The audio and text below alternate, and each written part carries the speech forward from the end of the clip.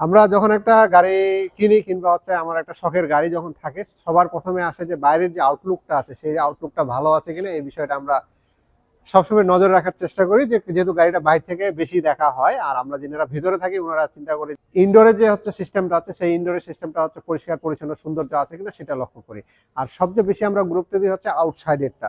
তো আউটসাইডের দিকে লক্ষ্য করতে গেলে কিন্তু আমাদের গাড়ির রঙের বিষয়টা চলে আসে যে আমরা আসলে কি রং করব, কোন কালারটা করব, কি ধরনের কালার করব, কিংবা গাড়িটা কত ভালো রাখা যায়, পরিষ্কার রাখা যায়, সেই জিনিসটা আমরা কিন্তু সবসময় মাথায় রেখে থাকি। আর আমাদের ঢাকা শহরে কিন্তু আছে টুকটাক রঙের হচ্ছে আমাদের কাজ করতে হয়, কারণ হচ্ছে যেখানে সেখানে রিক্সা, অটো রিক্সা কিংবা হচ্ছে আমাদের মোটরসাইকেল আছে, সাইকেল আছে কিংবা গাড়ি আছে, আবার রাস্তা চিপা থাকার কারণে আমাদের মাঝে মাঝে ঘষাও লাগে যায়, এরকম অনেক রকমের টুকটাক কাজ হয়েই থাকে। তো আমরা টাচআপের কাজ করি, আবার ফুল গাড়ির কাজ করি, করার প্রয়োজন হয়। তো আমাদের এখান থেকে সবকিছু মিলে এই যে আমাদের পিছনে যে গাড়িটা আপনারা দেখতে পাচ্ছেন, একটা হচ্ছে টয়োটা ব্র্যান্ডের ফিল্টার গাড়ি।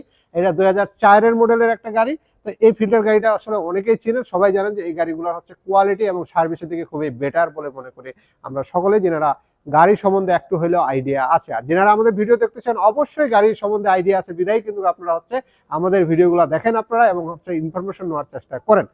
তো এই গাড়িতে আমরা ফুল গাড়ি রং করছি। এই গাড়িটা খুব বাজে অবস্থা ছিল একটা, আর আমাদের যে ভাই গাড়িটা ইউজ করে উনি হচ্ছে দীর্ঘদিন ধরে চিন্তা করতেছিল গাড়িটা কেনার পর থেকে যে উনি রং করবে করবে করবে। তারপরও হচ্ছে উনি কিন্তু অনেক সময় সামনের পার্ট করছে, কখনো পিছনের পার্ট করছে, কখনো সাইডের পার্ট করছে, কিন্তু ফুল গাড়ি করা হয়নি। তো আমাদের পেশারেই যেহেতু আমাদের সাথে একটা সুসম্পর্ক আছে ওনার, তো ওখান থেকে আমরাই বললাম যে আপনার একটা ভালো কালার করে দিই। তো যেহেতু রঙের সিদ্ধান্ত চলে আসছে, রং কি করব সেটা সিদ্ধান্ত নিতে গেলে যাই দেখলাম যে উনার হচ্ছে অনেকগুলো আমরা কালার কোয়ালিটি কিংবা হচ্ছে কালারে হচ্ছে দেখানোর চেষ্টা করছি, অনেকগুলো কালার কোডও দেখানোর চেষ্টা করছি।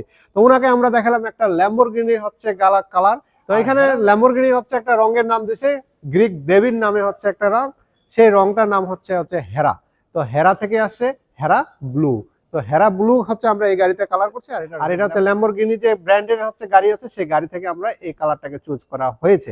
তো যাই হোক, এরকম কালার আপনারা সবসময় করতে চান, একটা ভালো কালার চান কিংবা হচ্ছে এক একজনকার এক এক রকম পছন্দ। এই কালারের মধ্যে কিন্তু প্রায় 30টার উপরে হচ্ছে কালার আছে।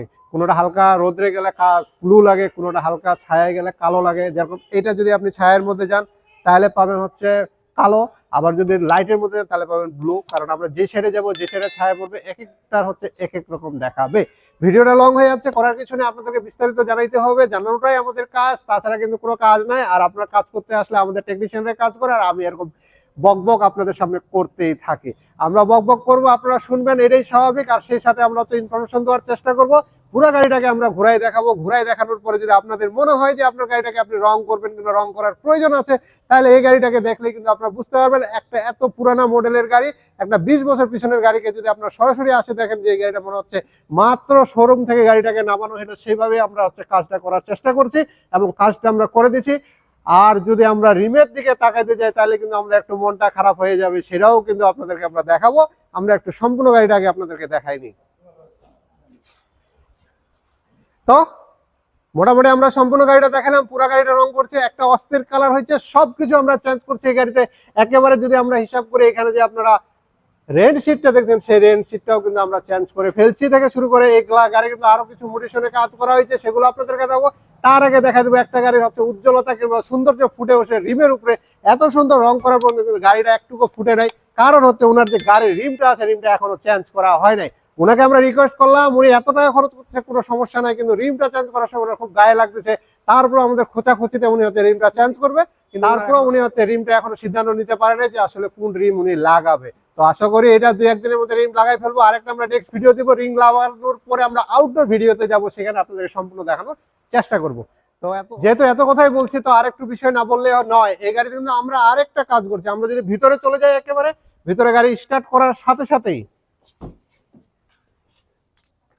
আমরা যখনই গাড়ি স্টার্ট করব, গাড়ির মধ্যে কিন্তু আমরা হচ্ছে একেবারে গাড়ির ভিতরে দেখতে পাচ্ছেন কিন্তু ল্যাম্বরগিনির মতন হচ্ছে একটা ফিল চলে আসছে ভিতরে, যে সাইডে হচ্ছে সুন্দর আছে লাইট জ্বলতেছে, এবং এই লাইটগুলো কিন্তু মোবাইল অ্যাপসের মাধ্যমে হচ্ছে কালার চেঞ্জ করা যায় এবং হচ্ছে এটা দেখতেও সুন্দর লাগে। আমরা এখন অটোমেটিক কালার দিয়ে রাখছি আপনাদের দেখানোর সুবিধার্থে। দেখেন আগে লাল ছিল, এখন ব্লু হয়ে গেল, আবার নীল হয়ে যাবে, আবার সাদা হয়ে যাবে।